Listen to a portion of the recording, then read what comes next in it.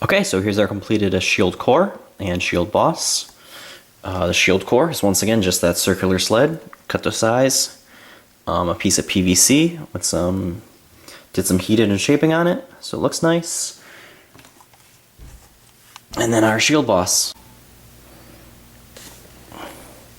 Okay, so for part 3 of this build, you're going to need your shield core, 3 foam circles, your DAP contact cement, something to apply the DAP. I used latex gloves, some sandpaper, a pen, and measuring device.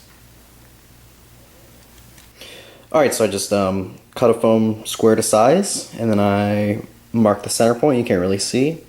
And then I just took a couple measurements out for the radius of the shield, and then I just freehanded it in a circle. And so I'm going to do this once more with another piece of foam, and then I'm going to do the same thing with some camp head foam, and that's going to give me 3 foam circles. And I'll show you my process for gluing those circles together once I have this all cut out. Alright, so we have the shield core, and I just roughed it up a little bit with some coarse sandpaper.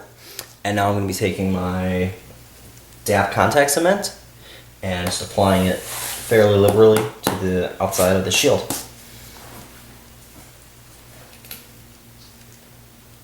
And then once again, I'm just doing the handful method. This is probably the best way to do shields, because it's hard covering this large of an area quickly with brushes.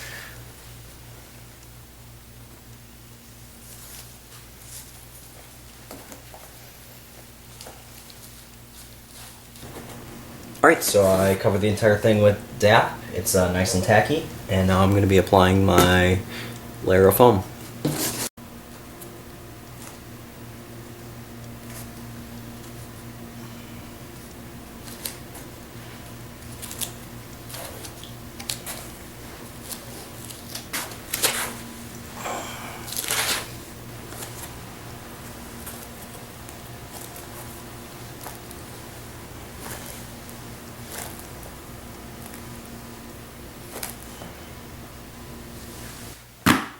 Alright, I know you all were looking forward to watching me glue foam circles to each other for a good hour, but due to technical difficulties, mainly me running out of DAP, I used a different adhesive for gluing these together, and for all intents and purposes, just use DAP. I used something else. I'm not really sure how well it's going to work out, but it's something I had, and it's something people had recommended, so I'm going to try it out. But yeah, I just go with DAP because it works great. So that's what you guys are going to do. I did something different.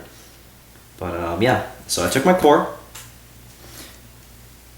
layer of DAP on the blue camp pad, put the blue camp pad on, another layer of DAP, and then a layer of DAP to the underside of this piece of foam, press it on,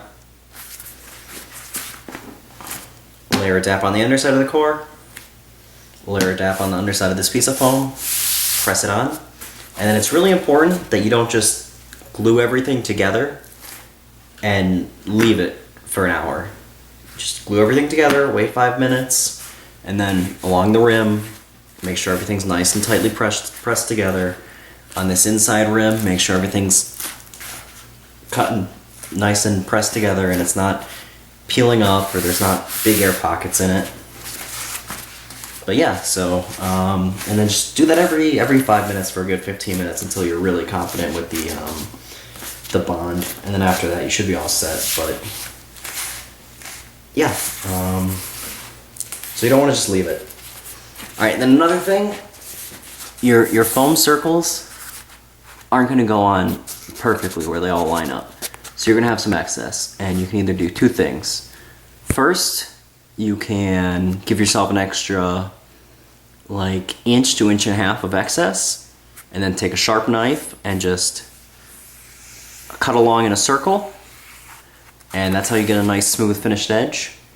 Or what I did was I left myself an extra half an inch to a quarter of an inch, and I'm just going to take to my belt sander and sand that excess down, and it'll give me a nice smooth finish. But if you don't have the belt sander, do the knife thing, but just give yourself enough excess, because cutting small amounts of foam off is really difficult and you're not going to get good edges.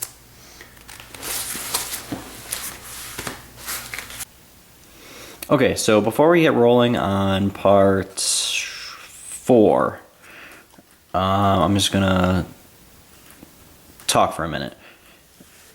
So basically, at this stage, you have your shield blank. I took my handle off, so that's why that's happening. Anyway, so you have your shield blank and your boss, and your handle should probably still be attached. Anyway, you can basically just layer of dap on the inside of the boss, stick it on there, wait for it to dry, coat it in Plasti Dip, and you're gonna have a pretty nice shield. Like, this is just mine, boss right on the core. I didn't do any kind of edge. You can see a little bit of the 3 layers of foam, but I mean, it doesn't look terrible. It's nothing you can't see. You can see from afar. And then I didn't even paint the back. I just threw a piece of foam on to cover where the handle would be sticking out. And then I added just an extra little band in here to kind of cover up this inseam. I haven't even wrapped the handle yet on this shield.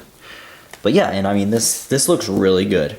So if you don't want to do the extra stuff I'm about to do, yeah, just go with that. And even this is Rust-Oleum hammered paint and primer in one. And this stuff is awesome. It's like, this is beaten bronze, but they have like all the metallics, and they have them in these like beaten, which gives a really nice texture to the metallic paint. So you don't even have to worry about dry brushing anything crazy like that. You just spray this on. If you don't want to do bronze, they have silver, so you could do a beaten steel, a forged steel look. That'd probably be pretty nice, things like that. But anyway, I'm going to do all kinds of extra stuff, but just keep in mind, if you don't feel you're up to that, just glue the boss, your shield, Plasti Dip, spray paint. Alright, so to attach the boss, I'm basically just going to push it through here with DAP applied. And then it'll sit nice and flush inside the hole you cut out for it. The hole I cut was just a little too big, so I just cut a thin strip of foam and glued it in around the ring. And another little added touch I'm putting on is I got a craft foam circle that it's going to glue on over here, and that's going to be the metal ring as a portion of the boss, and that's going to signal where I stop painting the metal for the boss and I start painting the wood grain for the rest of the shield later on.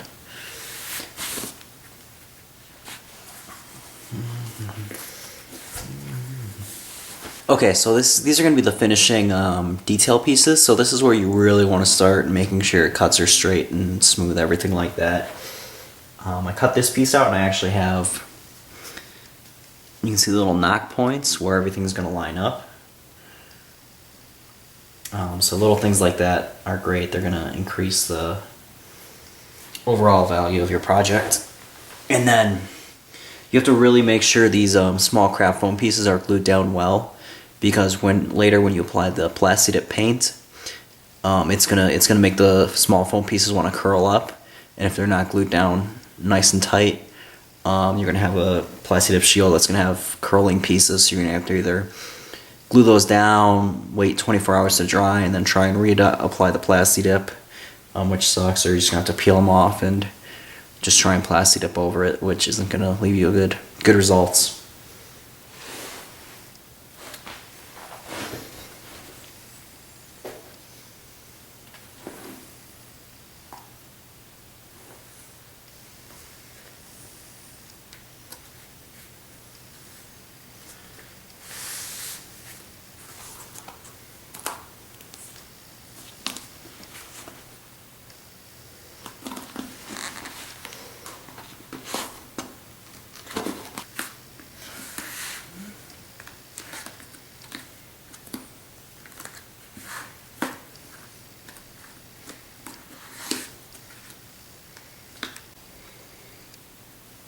So for part 4, we're going to need our shield core with boss attached, scissors, marking utensils, various measuring utensils. I have a ruler, triangle and a straight edge, as well as craft foam, and we're going to need some larger foam scraps eventually. Okay, so I have the wood grain drawn onto my shield, which I'm going to go carve out with a hot knife, or a soldering iron actually, and then I have the basic idea of how I'm going to do the metal banding. Alright boys and girls, it has been a long night, but my shield is almost ready for plasti dipping. So,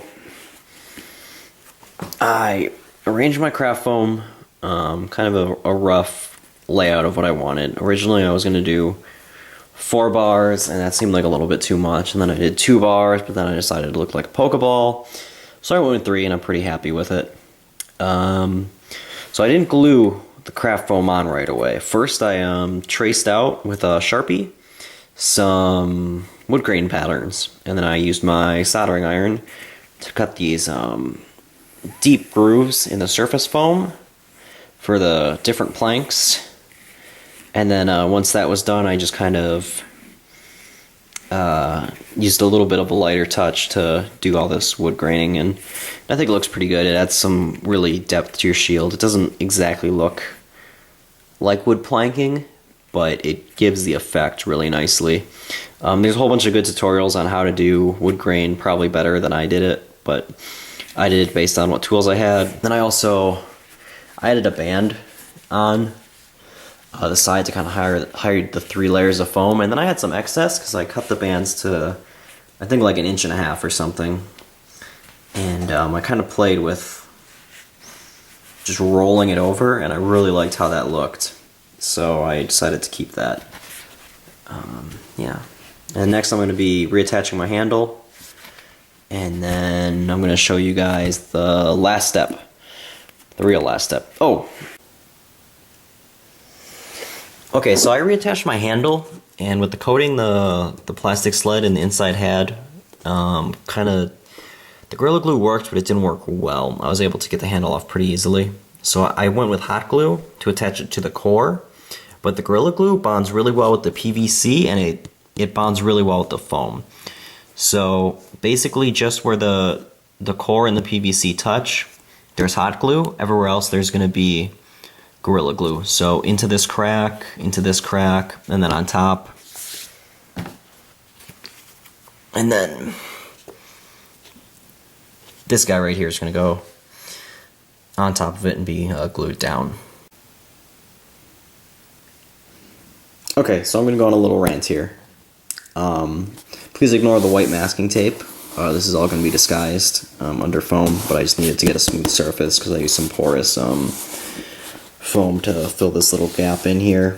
But this is about the athletic tape I use to wrap the handle, because every once in a while I see on the forums someone posts, "Oh my god, such a beautiful weapon, but why did you ruin it by using athletic tape on the handle?" And that's pretty silly. Yeah, leather looks really nice, but athletic tape also looks nice, and you're not subtracting anything from the rest of your piece by, using something like that. It's very functional. It's easy to change out because your hands sweat. And I mean, if you practice with this thing once a week, every week for a year, this tape or whatever leather you use on this handle is going to be pretty nasty. So you're going to want to change it out. So that's the functionality argument, and then I'm sure people are going to make the argument like, "Oh, well, it's not period materials, blah, blah, blah." Funny story, true story. They used to wrap handles with wire, and since wire was such an expensive commodity, they then wrapped the wire in cloth. So, the more you know.